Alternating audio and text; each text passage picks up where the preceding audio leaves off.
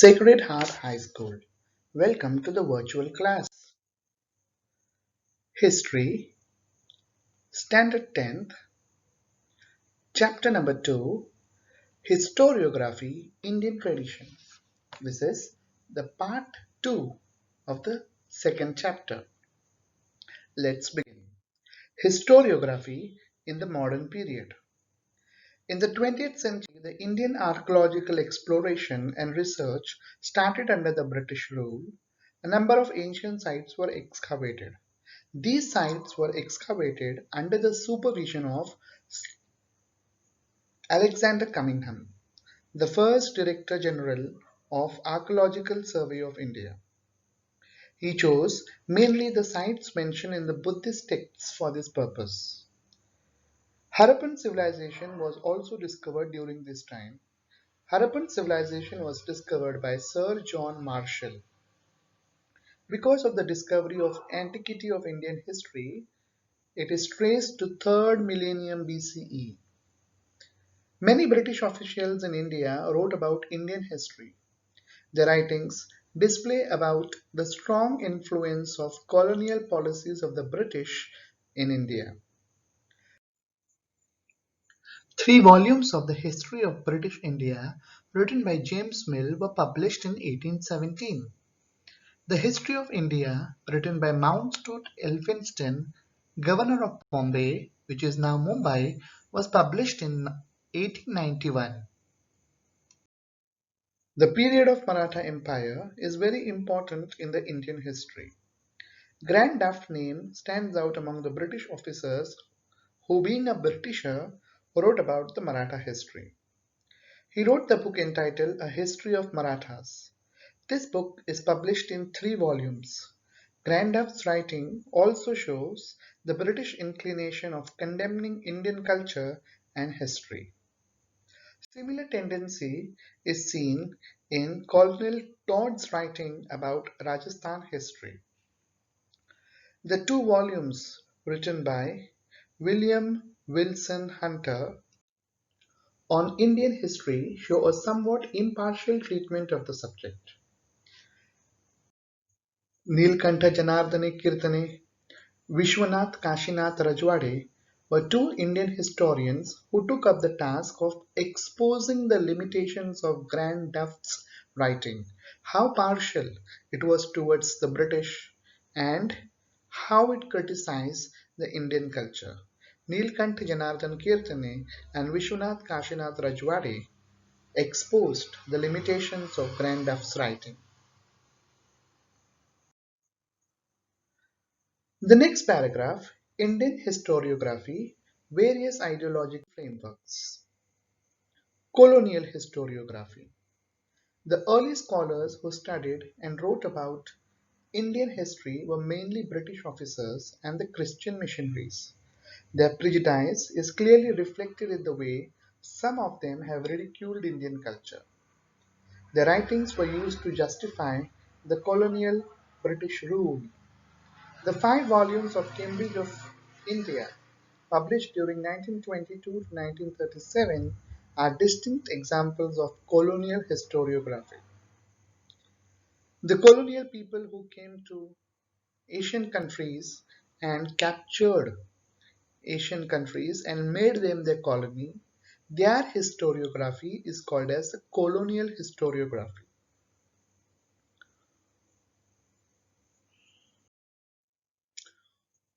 Orientalist historiography.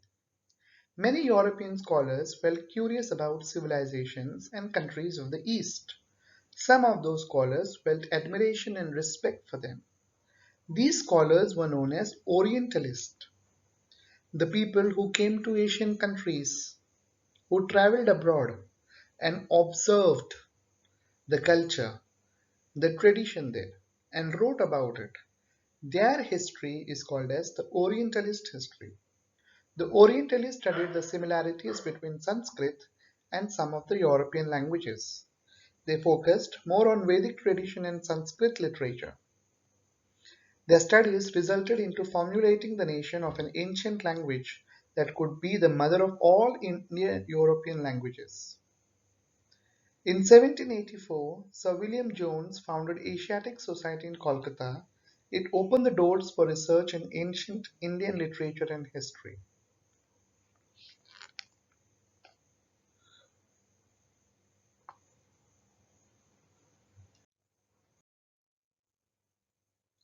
Nationalistic historiography. The writings of Indian historians who were trained in the British educational system, who were trained in the British schools, show an inclination to restore the pride in the ancient glory of India and the self-esteem of Indian readers. Their writings are known as nationalistic historiography. Nationalistic writings in Maharashtra were inspired by Vishnu Shastri Chiplunkar. He criticized the prejudiced history of ancient India written by the British officers. The nationalistic historian tried to seek the golden era of the Indian history. They are at times blamed for ignoring the critical analysis of historical truth. Mahadev Govind Ranade, Ramkrishna Gopal Bhandarkar, Vinayak Damodar Savarkar, Rajendra Lal Mishra, Ramesh Chandra Majumdar, Kashi Prasad Jaiswal, Radha Kumud Mukherjee, Bhagwan Lal Indraji, Vasudev Vishnu Mirashi, Anand Sadashiv Altekar are the names of some renowned scholars among the nationalistic historians. Do you know, Justice Mahadev Govind Ranade has explained the background of rise of Maratha Empire in great details in his book The Rise of Maratha Power. According to him, it was not like a suddenly erupted forest fire, but the ground for it in Maharashtra on social, cultural, and religious levels was getting ready over a prolonged period. Rajwade is well known for his writings in Marathi and various subjects like history, linguistics, etymology, grammar, etc. He was of the firm opinion that we should write our own history. For that, he compiled and edited 22 volumes of Marathyansa Itihasachi Sadhane. He wrote very scholarly prefaces to each of the 22 volumes. He stated, history is an all-inclusive image of the past societies. V.K. Rajwade founded the Bharat Itihas Samshodhak Mandal in Pune on 7th July 1910 to facilitate historical research. He stated, human history is defined by time and space. Describing any event necessitates that the final portrayal should be spread on complete canvas of the given time and place. Only if a balanced combination of the factor time, space, and personality is present, then only an event does qualify to be called so. He stated this in one of his famous books. The Indian War of Independence 1857 was written by Vinayak Damodar Savarkar. This also is a great example of nationalistic historiography. Historiography in the post-independence era. Now, along with writing the dynastic histories, the cultural, social, economic histories were also being written. Scholars of the post-independence era began to feel the need of writing histories of various communities, sciences, economic systems, political ideologies, cultural aspects, etc. The historiography of this era has been influenced mainly by three ideological schools: Marxist history, Subaltern history, and Feminist history.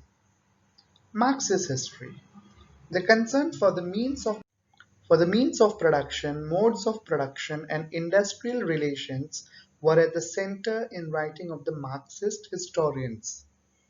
Accordingly, to analyze the impact of every social event of significance, it has remained the basic theme of Marxist historiography. Marxist historians in India studied the transitions within the caste system. Among the notable Indian Marxist historians are Damodar Dharmanand Koshambi, Comrade Shripad Amrut Dange, Ram Sharan Sharma, Comrade Sharad Patil. They have contributed notably to Marxist history. Comrade Dange was one of the founder members of the India's Communist Party. Primitive Communalism to Slavery is a book written by Comrade Dange, which represents Marxist historiography, based on the ideology of Karl Marx. The Subaltern History. The seeds of subaltern history are found in the Marxist historiography. The role of Italian historian Antonio Gramsci is very important in developing the idea that history should be written starting from the bottommost rank of people in the society. In fact, subaltern means the bottommost rank. Folklore has been considered as a very important source of writing subaltern history. Mahatma Phule unfolded the history of the Shudra Atishudra communities in his book Gulamgiri. He drew attention to the exploration of the women, Shudras and Atishudras, done under the name of religion. The term Shudra and Atishudra indicates the bottommost rank in the caste system. Dr. Babasaheb Ambedkar, focusing on the fact, he also wrote about subaltern history. Two of his books, Who Were the Shudras and The Untouchables, may be cited as examples of history of the subaltern type. Feminist history. Over a significant period of time, mainly male scholars were involved in writing of Indian history. As a result, the role and achievements of women in history remain neglected. To highlight this fact was a major task faced by the feminist historian.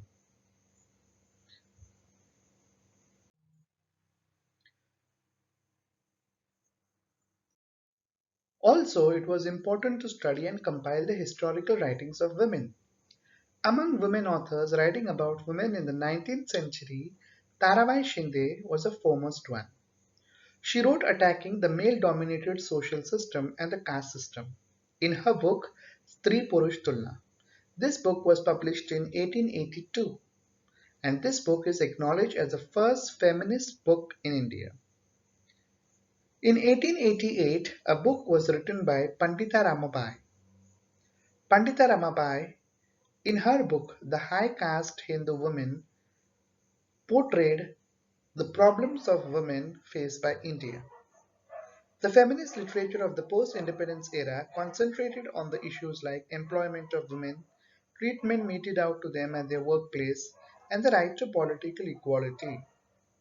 Among the recently published feminist literature, Meera Kosambi's book Crossing Thresholds, Feminist Essay in Social History is of importance. Thus, it is evident that Indian historiography has been influenced greatly by social and political movements. Thank you.